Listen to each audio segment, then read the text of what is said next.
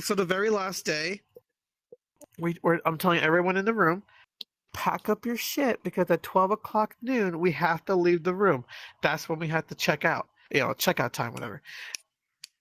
He's an idiot. He goes, oh yeah, it's cool. I'm just gonna go back to the convention center and hang out a little bit. I said, okay, just remember, 12 o'clock. We're heading out. If you're locked out of the room, that's your sorry ass. I don't know how he loses it, but he lost 3 of his items that he spent like $100-something on. And it's like, and he had to come with us because we were his ride. We were all carpooling. So now he's sobbing on the whole 5-hour trip home, like, oh, I don't have my tail. I lost this. Why didn't you guys wait for me? It's like, you son of a biscuit. We told you. We gave you times. We said this is what you need to be. You weren't in the room. The room is gone. It's locked. We don't have the room no more. If you want, call the hotel. If they find the items in the room, they can mail it to you because they actually do that. They didn't find the stuff, and honestly, I think they probably either threw it away or kept it. Because honestly, I think we were in the Omni Hotel, and it was funny because I think okay, so the city of Pittsburgh, they love the furries, but they also can't. Hotel owners cannot stand the furries because again, you gotta imagine how much or how many vacuum cleaners are probably be destroyed on how much fur they have to collect from like shit coming off of fursuits. Like, okay, the last time I went, we had 8,000 attendees. 5,000 were full body suitors. Wait, okay, well, between partials and full bodies, which I was also one of them. I brought at least 2 suits with me. Where's my drink? You're still drinking. He said, I'm on my wait, why do you make that sound when you're drinking? Huh? He said, are you deep throating the bottle? Like, what the heck was that? No, it was quite a big. He made that sound. Mistake. And Chris, give the child an explanation and a story of how we met. For the YouTubes. On the YouTube? Give the child a story of how we met. I don't actually know that. I mean, honestly, in detail.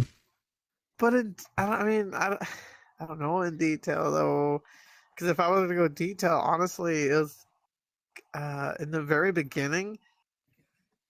I went through a really shitty breakup. That's the part I don't want to think about because that's literally how it started.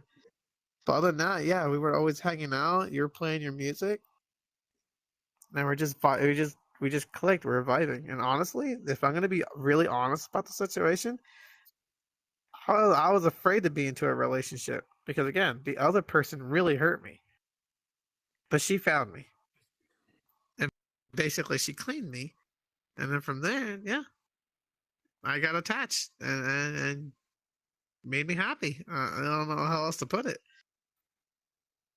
But I do like the fact that every time she did come into we met in the Duck World, and like every time we were in the Duck World, we would always be chilling in front of the mirror.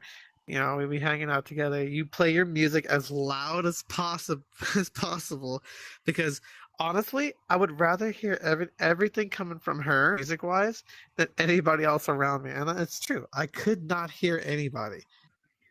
Only the music coming from her. And I think it got to the point where you got protective over me, and I was getting protective over you. And honestly, like if I if I got zoned out because I was so comfortable with her, I just remember like as I'm sitting there with her, some random person will be patting my head or something, and I actually wouldn't see it, and she immediately goes, "Get the off my boyfriend! That's mine! Don't touch!" And that's the only time I'll snap out of it. I'm like, "Oh, hello!" I'm like, damn. What's that? You also got to meet me. Oh yeah, and then I got to meet TJ, and he got into, what was it, 4 fights since I met you in the beginning? There was more after that, but it was like 4 fights this one got into. And then later on, I've still got a picture of when I first met you.